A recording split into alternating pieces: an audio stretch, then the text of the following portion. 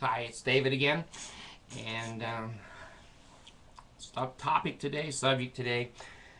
Since I did a video yesterday on Fat Rick, and uh, confessed that I had some irresponsible behavior in his suicide, I wanted to tell you a good story today.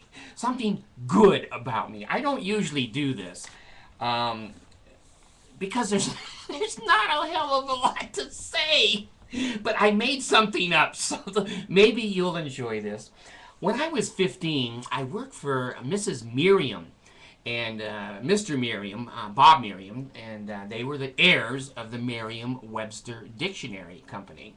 Multimillionaires, and we were raised there in Ojai, and she and he lived in Ojai, and he had Parkinson's disease before they had L-Dopa. And so it was pretty bad. He could hardly walk. He couldn't feed himself. He could sit in a chair and watch TV. So my job was like a male nurse. My job was to sit there, make sure he could get what he wanted, change the channels for him, and feed him, wipe his butt, take him in the pool, believe it or not. I was strong enough in those days. These days, I'm too fat to get in the pool. But anyway, take him in the pool. And I wanted to tell you a little bit about their family. They had one child. His name was Alan. And Alan's very rich now, so I'm not going to say shit, because he'll sue me till I can't stand up. But I liked Alan, and he and I got along pretty well. He was 4 or 5 years my junior. And one day, Alan and I were talking, and his mother came in and said, "Hey, would you guys like to go to what they called, it was the World's Fair, Expo 67 in Montreal, Canada?" And I go, "Where's Canada? What state is that?" So I go, "Yeah, I'll go to Canada." And she said, "Okay, but one thing, you have to take Alan with you." I go, "Shit, if that ain't baggage, I don't know what is." This kid was the most funny, spoiled kid. He had a sense of humor beyond mine, 100 times beyond mine. And they had a gardener, and his name was Fred. Fred was the gardener, and he had to clean the whole outside and outside outbuildings and everything. And Alan would go out into the outbuildings, and he would take a BM on the floor and then sit and watch Fred come in and have to clean it up. I mean, that was Alan's forte. It really was. Making crap where there was no crap. Well, we stopped in New York on the way up to Expo 67, and we stayed in a nice motel. I mean, these people had money. They didn't care. And everything was on them, the food, the travel, the hotel. And when we got into the hotel, we acted normal. I thought. Until I came in the room after eating, and Alan had taken honey and crackers and I guess Oreos, and he mashed them between the mattress and the box spring. Well, in those days, I didn't know what to say. I was used to just running out the door and going, I wasn't there. But I was in New York. What could I say? So when we checked out, I am sure that they sent a bill to his mother, and I'm sure his mother paid the bill. Well, we went on into Canada, Montreal, and they had one of the first monorails ever built. And it was cool. It was like Disneyland, and it worked well. And we went to all the exhibitions there, and then we were riding the monorail coming back home to the motel. And the monorail is like what they have in Europe now, I guess, is it runs on time. Man, I'll tell you, those doors open and they close, and that chain leaves at a certain time. Whether you're in the middle of the doors, running alongside, it don't matter. It doesn't matter. So anyway, I'm minding, and this is my story of my life, I'm minding my own business. I'm just sitting there. I'm not talking. I'm looking out the damn window at the fair. And Alan's sitting there, and for once, he's behaving. And we stopped at a station, and the doors open, and these 3 old ladies and 3 young girls got on, and the 3 old ladies sat beside me, and the 3 young girls sat across from me. And when I say young, I'm talking 8, 9, 10-year-old girls. And so those doors closed, and we're riding along. And suddenly this old bitch beside me reaches over. All three girls had the same necklace on that they had bought over at a place there, a trinket shop. And she grabbed this trinket on this child's neck and breaks it, yanks it off, and holds it. Now, I'm riding and trying to mind my own damn business. This shit just happens to me. I don't know why. And so I had to turn to the lady and say, "What are you doing?" And she said, "She stole that necklace." I said, "Do you know these girls?" And they go, "No, but she's a Negro, and I know they're thieves." And I said, "Well, hell, the other two girls have the same necklace." "I know, but she's the nigger, and she stole it." Well, this poor little thing was just in tears and crying. Her friends were crying, and the poor little black girl was, nearly hysterical. And I said to the old lady, I said, "I don't think she stole it, and I think you ought to give it back." Now, as bipolar, in those days I wasn't taking any meds at all, and I didn't know if I should get up and just slap the shit out of that bitch, take it, give it to the kid. Well, some good judgment, which seldom comes to me, but it did this time. I waited to the next train station, and the doors open. Well, nobody got out in my car, and I stood in the electronic doors. And sure enough, the doors tried to close, and I guess I was a little chubby in those days, I don't know, but the doors couldn't close. And so alarm went off, and I just stood there in the door, and pretty soon two Canadian police came running down, and they said, "You know what, you need to get out of that door." And I said, "Well, you know what, you need to go in and arrest that lady for theft. She stole the necklace right off of that little black kid." And so he looked at me, he looked at her, and he said to her, "Come with me." I said, "Thank you very much." I got in the car, and the door shut, and off we went. So that was some of my positive experience with Alan Merriam. And I love the guy. If he's thinking of suing me, Alan, I have nothing. Look at where I'm living. Look, the safe is empty.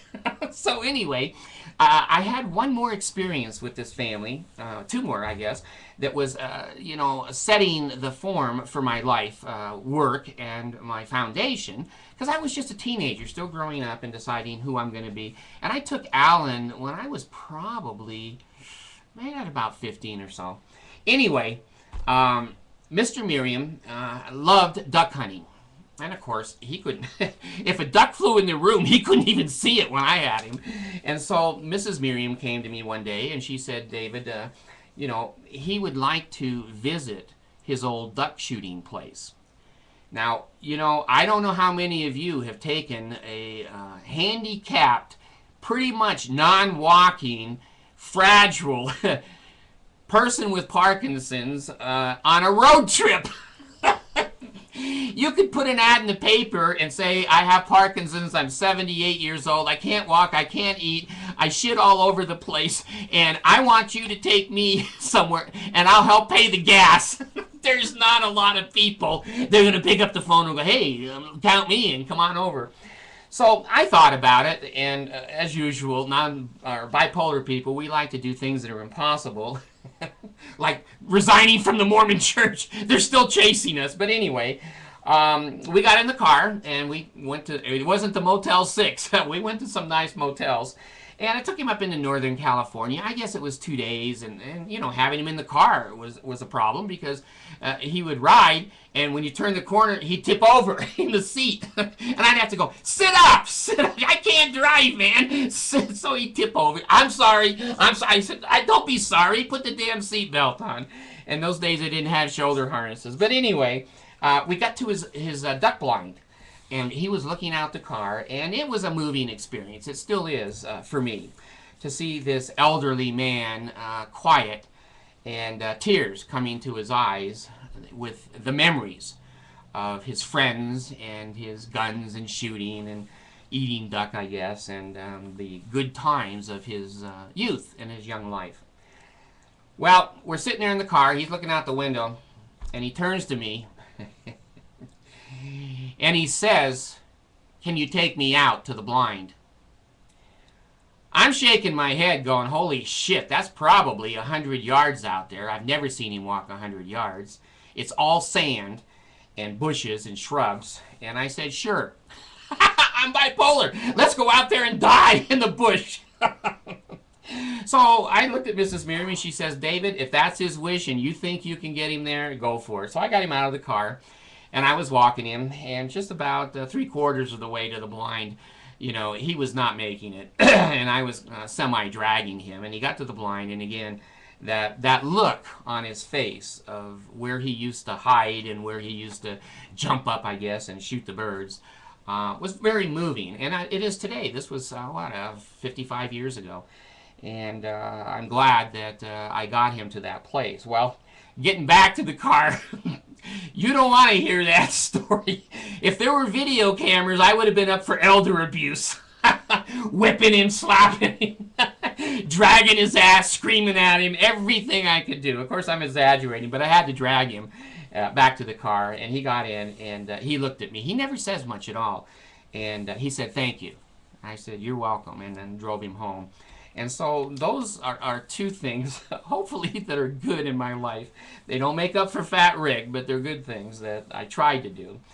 I was at BYU, and I think I was a junior, maybe a sophomore.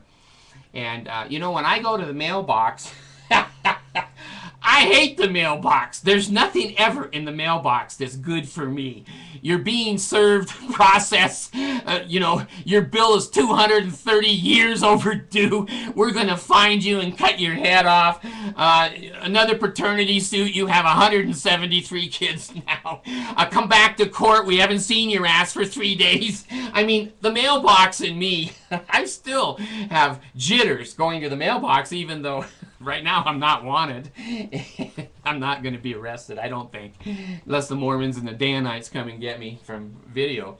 So anyway, I was at BYU, and I went to the mailbox begrudgingly, and I found a letter from the Miriams. Well, I opened the letter up, and this was 1969, about 1969, and maybe 1970.